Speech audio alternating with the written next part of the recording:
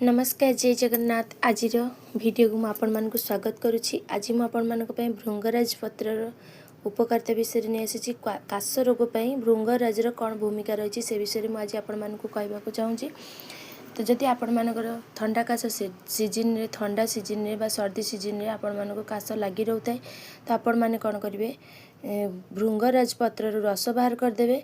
से ही पत्र रस बाहर कलापर से ही रसरे किछि महू मिसाई प्रत्येक दिन 3 थर खातु।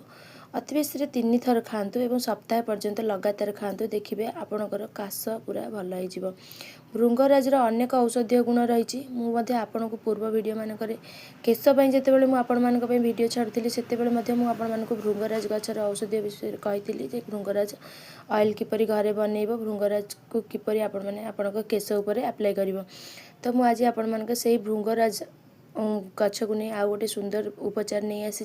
जब काश होता है ताले आपण मैंने चाहिए यार रस को दिन को 3 थर सप्ताह पर्यंत खाईपर महू सहित बहुत भल कम दे थाए। काश यहाँ अमोघ औषध आपण मैंने भावुए मुझे काश अनेक गुड़िए उपचार कहूँ तो कौटा ठीक सब गुड़ाक ठीक जोटा आपण चाहिए व्यवहार करें। मुझे तेणु आपण मानक रोग गोटे अनेक गुड़िए उपचार आपण मानक दौची गोटे पर गोटे उपचार आपण मानक दे चलते। वीडियोटी भल लगुले शेयर करेंगे और कमेंट माध्यम मत जनइबे। एंड जदि नुआ अच्छा निश्चिंत भाव में सब्सक्राइब कर ऑल नोटिफिकेशन रही। जय जगन्नाथ।